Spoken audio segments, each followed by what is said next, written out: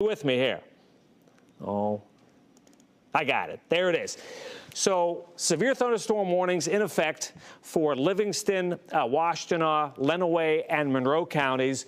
Keep your eyes to the sky. Stay inside as they pass. Stay with Fox 2 online and on air, and we will give you a full update coming up at the bottom of the hour.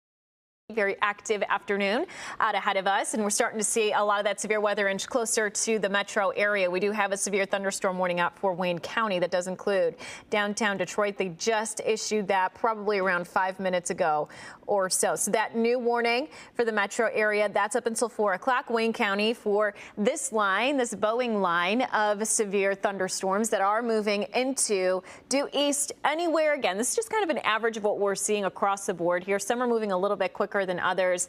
This one is particularly moving at around 35 to 40 miles per hour. Winds with this are going to be a pretty big concern. We've been seeing wind gusts anywhere between 50 to 60 miles per hour out near Adrian. That was pretty close to the Lenawee County area. They saw wind gusts upwards of 48 miles per hour. So fairly gusty thunderstorm there. We still have a severe thunderstorm warning out a little north of Wayne County. This is near the Oakland County area, so they extended that out. That's up until 4:15. That's a little bit further east of the Livingston County area.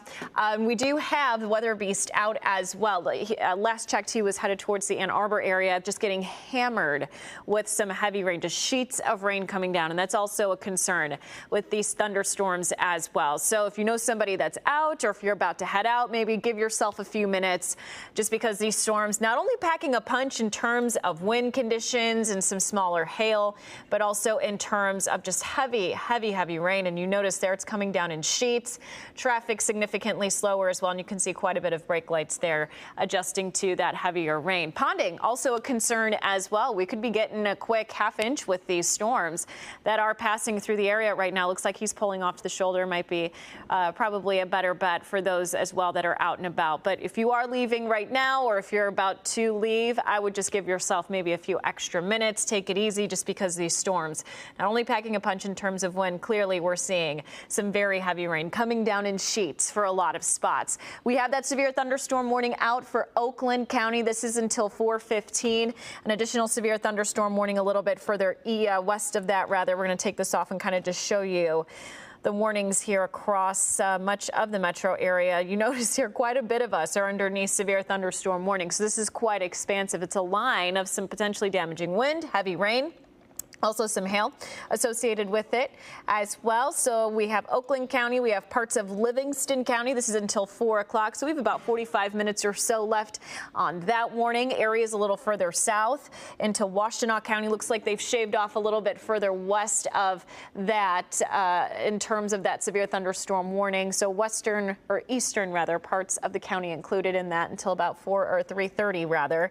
We have an additional severe thunderstorm warning for Monroe County. That's a newer one, and then a new one here for 4 o'clock. That's Wayne County, including the metro area. We'll pop on radar just to give you a general idea again of where these storms are at and how quickly they are moving. So we'll give this first one here a bit closer to, say, Wayne. This is near the Brownstown area as well. You're seeing some of the, or at least the leading edge of this severe thunderstorm warning making its way to you. So if you hear your city or your community, I would give yourself a little bit of extra time inside, just because we are starting to see these storms kind of book their way through. They're moving anywhere between 30 to 40 miles per hour. Near the Livonia area at about 3:21, Dearborn just after 3:30, Detroit around 3:40, 3:45, and then areas a little bit further towards the east near Grosse Pointe Farms just before 4 o'clock. So around 3:50, we'll see those storms move through there. With this, we're also seeing some hail as well. So not only is wind a concern with this, also some fairly heavy rain, but we're also getting reports of some hail with this too. So just a little further east of Ann Arbor, where we're seeing some of that stronger thunderstorm activity. Purple usually indicates that we're seeing some type of hail return. And the hail that we're seeing right now in terms of size has been around that marble size pretty much all afternoon. We haven't really seen anything too much bigger than that. It's still a sizable size, but nothing that's going to create too much damage. And then we have grape-sized hail just outside of the Brownstown area. So these are all moving due east, anywhere between 40 to 50, and in some cases 55 miles per hour. So they're not moving too fast, but they're moving at a pretty decent pace here as we head out the door here this afternoon.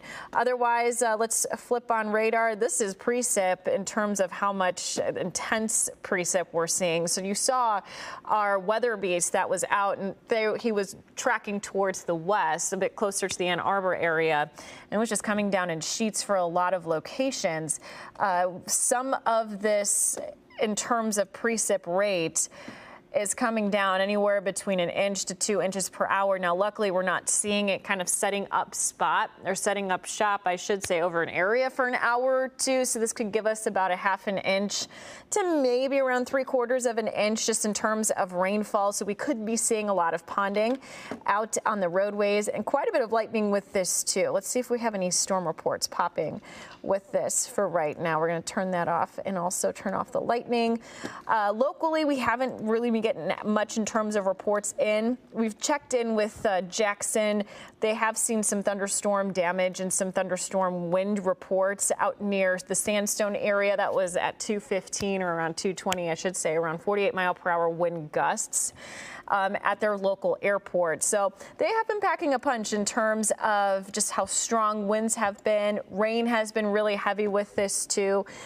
So if you are living within the Detroit area, we have been seeing this line inch closer and closer and should be within the area within the next, say, half hour to 45 minutes.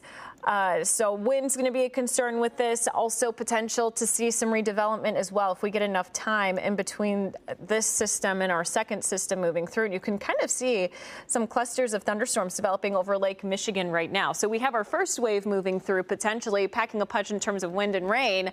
But here we could see additional redevelopment alongside out near the Milwaukee area. So we'll keep an eye on potentially that as well. So we have several warnings out, just to reiterate. No tornado warnings. These are all just severe thunderstorm warnings for right now. We'll turn off radar just to give you a general idea of what we're dealing with in terms of those watches and warnings. We have a severe thunderstorm warning until 4:15 for Oakland County. We also have an additional severe thunderstorm warning for Wayne County until 4 o'clock. That does include downtown Detroit. We have an additional severe thunderstorm warning until 4 o'clock for Monroe County. And it looks like they're shaving off some of the area within the counties a little further west. We had an additional severe thunderstorm warning for Livingston County until 4, Washtenaw County until 3:30. So you have about 6 minutes or so on that, and then Lenawee County until 3:30 as well. So we'll have updates at Fox 2, not only on our website, but also on air as well within the upcoming minutes here. But we're going to send you back to what we're streaming here online.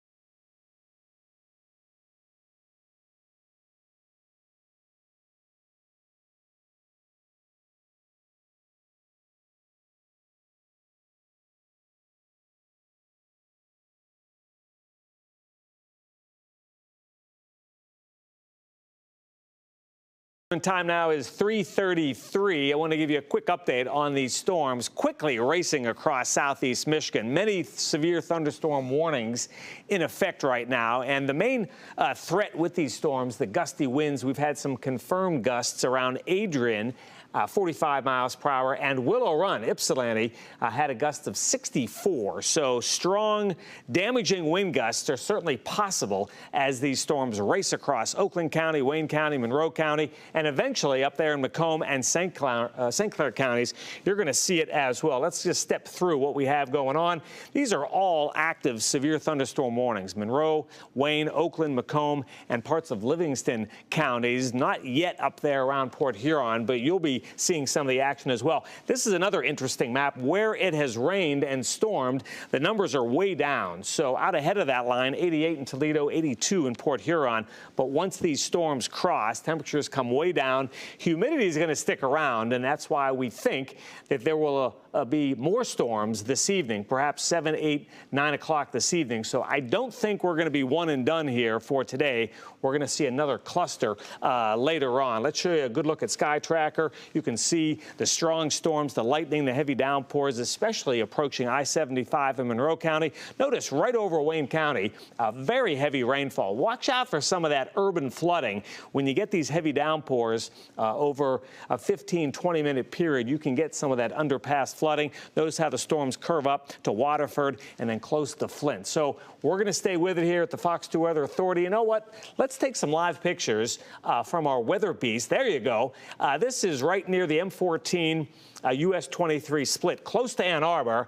Thankfully, not a lot of winds where the weather beast is, but certainly heavy downpours. It's going to be like this from time to time for the rest of the afternoon and evening. So just take it easy. Stay with Fox 2 on air and online. We're going to give you a full check coming up at the top of the hour.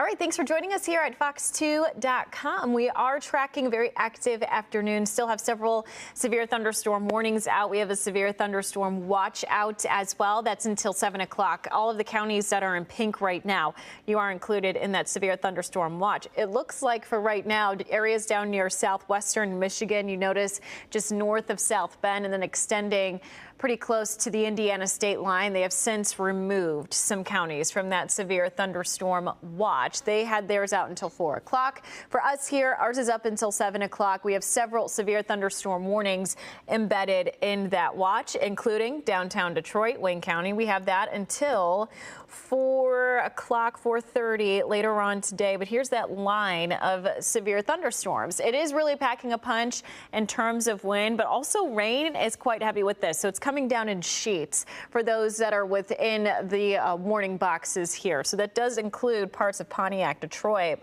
Out near Monroe County, you are included in that as well. Let's just give you a general idea of when these warnings expire.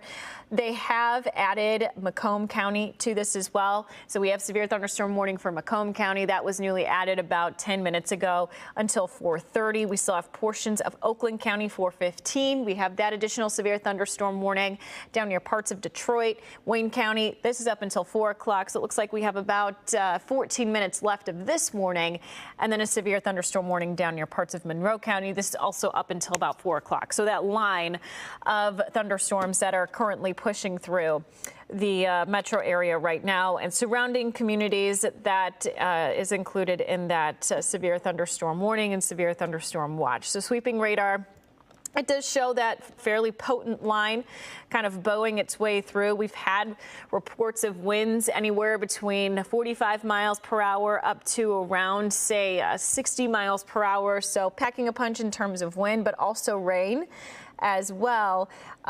Rain rates with this system have been anywhere between 1 inch to possibly 2 inches, and you see those more bright colors extending from Pontiac all the way down to the metro area right now. That usually indicates 1 inch to 2 inches per hour. Now, luckily, these are moving at around 35 to 40 to 50 miles per hour, so it's not setting up over a certain area to give us that 1 inch to 2 inches, but a lot of spots have been picking up around, say, 3/4 of an inch of some rain with this. With radar right now, we're going to pop on maybe some local storm reports because we're starting to get some of those in. We've been getting wind damage. We've been getting wind reports with these thunderstorms out near Lenawee County, or Washtenaw County, rather. At 3:03 earlier this afternoon, we do have a large tree down near kind of a community intersection due to some stronger winds there. We also have some wind damage out near Washtenaw County, near Chelsea. We have multiple trees down across the area, a couple of trees blocking the roadways. So that just shows you how powerful some of those winds were. A little bit closer to Washtenaw County. Jackson, you've been seeing wind gusts around 48 miles per hour. And then out near parts of Jackson County as well, a bit closer to 240, reports of trees down near the Brooklyn area. Only anticipating seeing those increase as we head through the next couple of hours. As we continue to kind of get more of those storm reports streaming in here. Hail tracker, hail hasn't been too big of a role player with these storms. A lot of it's been around a marble to upwards of around a walnut at best for a lot of this. So luckily hail hasn't been too big of a concern, but out near just outside of Waterford, looks like it's a little bit closer to, say, the Auburn Hills area. We've had about pea-sized hail with this severe thunderstorm, but luckily with the newer severe thunderstorms, we haven't necessarily been seeing a whole lot in terms of hail returns there. So good news, just some very heavy rain, intense rain, and then also some gusty winds as well. Let's bring up Futurecast here. We'll kind of bring you through the first wave. We were anticipating seeing this come in several waves here. Now, this is the first wave we experienced right now. So this is currently moving through and will continue to move out. So by around, say, 4:30, 5 o'clock, a lot of us will begin to quiet down. But you notice we're not quite finished because we could see some redevelopment right behind that. It all depends if the atmosphere has enough time to reduce and reactivate itself because we could see additional thunderstorms then redevelop as we head into the middle part of this evening, anywhere between, say, 7, 8, 9 o'clock later on tonight. Our high-res model shows by around 9:30, we could see a few of those thunderstorms approaching the downtown area. So we could see additional thunderstorms redevelop. And current radar does show some of that right now over Lake Michigan. So we could potentially see additional thunderstorms here now exiting parts of the Milwaukee area. So right over Lake Michigan, we could see these fire up if there is enough energy in the atmosphere to do so. But for right now, we do have several warnings out. It looks like a good bulk of the heaviest and kind of the more severe stuff is tracking out near the Sterling Heights area, just now passing through Detroit, downtown Grosse Pointe Farms. You're also kind of on the leading edge of the system too here, so you could be seeing winds pick up. Right behind that, though, some fairly heavy rain. Warren, you're in the heat of it right now. Rochester Hills, Oakland seeing a pretty decent amount of rain, and then up near parts of, say, Flint seeing some fairly heavy rain there too, but a good bulk of the severe stuff, at least across Wayne County right now. Detroit looks like it's almost in the clear as this continues to move due east, anywhere between 35 to 40 and in some cases 50 miles per hour. We'll have more updates here on fox2.com with our severe weather situation for right now, and then also on Fox 2 on our at least live stream as well, alongside on your TV too. But we'll be back shortly with an update.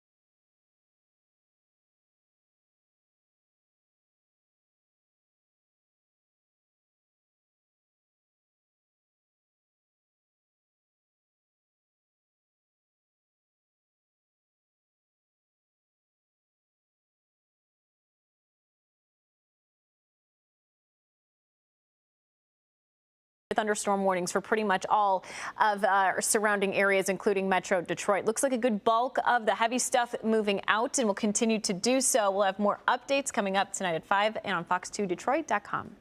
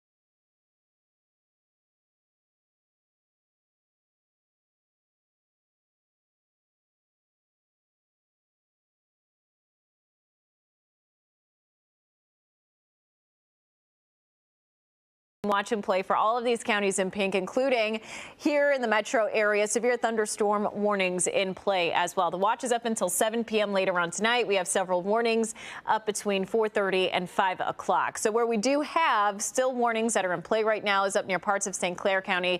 This is up until 5 o'clock later on this evening. Parts of Macomb County are still under a severe thunderstorm watch. This is up until around 4:30, and then parts of Lapeer County as well. This barreled through not too long ago in the metro area. Very, very heavy rain. We're also dealing with redevelopment too, right over Lake Michigan. So we could potentially see additional showers and thunderstorms, maybe a few severe ones heading into later on this evening. Our Fox Futurecast model shows this first wave, and this is what we experienced about, say, 10-15 minutes ago here in the metro. Once that barrels out, we'll see the potential for additional development as we head through mid to late evening. We'll have more updates, of course, on fox2detroit.com, and then coming up tonight later on at 5.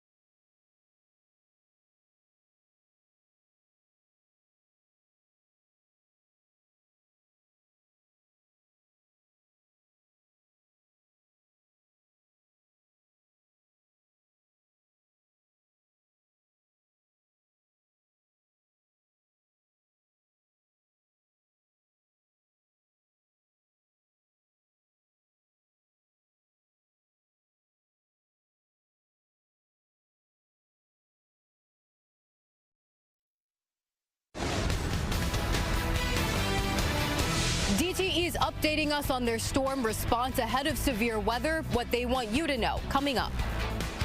A successful fair, but with some obstacles. Coming up next on Fox 2, details on a swine flu outbreak at the Oakland County Fair that now has health officials asking the community to be proactive. By some estimates, only 4% of Americans currently own an electric vehicle. We'll explain what could change all of that next. Working for you. Fox 2 News at 5 starts now. Oh my! Oh! Yeah, it does take your breath away. Check out that lightning strike on Hall Road at M53 this afternoon. Far from the only bolt of lightning around our area. That storm, of course, bringing in so much energy into the area. This is a whopper for sure. Well, tonight, the predicted powerful storm knocking out power to thousands. Destructive winds also toppling trees. This one blocking a road in Ann Arbor. Tough weather conditions for motorists, too. Traffic was brought to a standstill right here on M14. And here's a time lapse from our Fox 2 tower cam in Southfield showing the storm roll through around 3:30 this afternoon. Look at that. Strong winds, hail, heavy rain, flooding, all causing major issues. The camera just being flooded with those raindrops. Tonight, Ann Arbor police are warning people to stay away from the Huron River. There's a power line down in the water between the Arb and Gallup Park. Well, the big question is there more severe weather on the way? Rich Luderman tracking it all for us. And what can you tell us, Rich? Tara and Roop, we will likely see some additional storms this evening, but not expected to be as strong as what we've seen so far today. You can clearly see that line of storms that came racing through the area. The worst of the weather right now is over central Lake Erie, down around Cleveland as well. But look back around Kalamazoo and Battle Creek. Some additional storms are firing. Let's show you the severe thunderstorm watch still in effect for parts of the Thumb and also in northern Ohio. One severe thunderstorm warning way up there in northern Sanilac County. Here's a good look at Sky Tracker. Still some very heavy rains for the area, but the gusty winds and most of the lightning has peeled away to the east. Also, we've had quite a few wind gusts in excess of 60 miles per hour around Grosse Pointe and Plymouth, also around Willow Run. And right there in Ingham County, Stockbridge, a few funnel clouds were sighted earlier this afternoon. Certainly the temperatures have been knocked down a couple of notches, but it is muggy out there, and that mugginess is not going away. So some additional storms are likely, not as strong as what we've seen, some minor flooding in spots, but the big threats this evening, still some heavy rain and some lightning. That's our forecast for the rest of tonight. And then what's coming up next? How about big time heat? Tomorrow, 90 degrees. There's Friday at 92. Now, Friday evening, we could see another round of strong storms. Roop and Taryn, how about a full check of the 7-day coming up in 10? All right, we'll be sure to talk to you then, Rich. Thanks. Well, right now, more than 89,000 DTE customers are without power, and that number is expected to rise. But should it? Especially since the power company knew severe weather was headed our way. Fox 2's Veronica Meadows went straight to DTE to find out how it prepares for the destructive winds and the plan to get those lights back on. We have been working with our storm response team. We've been monitoring this since last Saturday. Ahead of Wednesday's strong storms, Bill Hutchinson, DTE Electric's Director of Emergency Preparedness and Response, updated us on the power company's plans. Our storm support functions are now actively preparing, including wire-down response teams, some of whom we have already staged strategically across our service territory, so that they could respond as quickly as possible when they're needed. As for the number of crews ready to respond, we're bringing in a couple hundred resources from out of state to support our on-property resources. From an employee and contract resource perspective, there's thousands that will be out in the field starting both tonight and working 24/7 around the clock as we progress throughout the rest of the week. Turning to the biggest concerns from a storm bringing heavy rain and high winds. Thousands of potential wire downs. Many customers may see an impact from an outage perspective. Our number one focus is wire down restoration and making sure that we mitigate safety hazards for the public. To mitigate those safety hazards, Hutchinson says there are steps we should take. He says to keep kids and pets inside until crews address nearby downed power lines and stay at least 25 feet away. I know people are going to want to clean their yards up and get debris out of the way. We ask that we wait until that we have all of our emergency resources out and on site. If there's any wire down that you see, it's important to remind folks that wire downs can be underneath this debris. I'm Veronica Meadows, Fox 2 News. An update now on a health alert we first told you about last week. That's when pigs at the Oakland County Fair tested positive for swine flu. And now a human case of swine flu has been confirmed. Fox News' Liz Lewin is bringing us the new details. Well, we've never had anything like this actually at the fair. Overall, 2023 proved to be a successful year at the Oakland County Fair, especially given the fact that the fair saw an unexpected outbreak of swine flu in their hog exhibit. The fair ran from July 7th to the 16th, but things got challenging around the 14th when a handful of the hogs displayed high temps and flu-like symptoms. Some of our exhibitors noticed that some of their pigs were acting and had flu symptoms. And that is much like humans. They had temperatures, lethargic, didn't have appetites, had a cough, had some discharge. And so our vet that was on site checked, and we had 6 pigs that had temperatures of 105. Saturday morning, right away, one of our regional state vets was there, took swabs and tested the pigs, and by 6 o'clock that night we knew that we had swine flu. In total, 76 hogs were on exhibit. We had to check each pig's temperature and have the veterinarian check them to discharge them from the fair, and some stayed with us until Wednesday after the fair, till we had all of their symptoms passed. Organizers took all protective and preventative measures, all in accordance with county and state regulations. In fact, Oakland County later released a statement saying in part, quote, Oakland County Health Division has already alerted providers in their jurisdiction to watch for patients presenting with respiratory symptoms who report exposure to swine or visited the fair. Swine flu, of course, is passed on to humans, or can be, and so it is very much your typical flu symptoms, but they want anybody that exhibits that to actually contact their local physicians if they come down with any of those symptoms. So far, we're told no exhibitors have tested positive for swine. However, Lapeer County Health Department did alert organizers that a resident who did attend the fair and was around the pigs did test positive. No further details on that resident nor this case have been released at this time. Liz Lewin, Fox 2 News.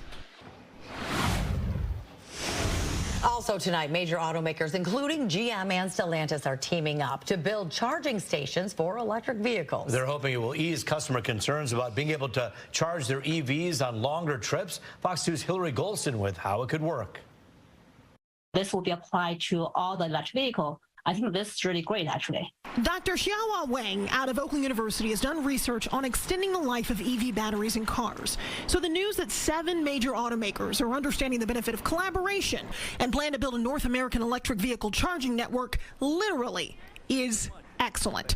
Here's the easiest way to understand where we are and where we need to be on this front. You should compare how many charging stations we have for the electric vehicle with how many gas stations we have, right? And plus, it takes longer time to charge an electric vehicle than to charge gasoline vehicles. What kind of impact do you think this could have on the bottom line of some of these companies in the electric car space?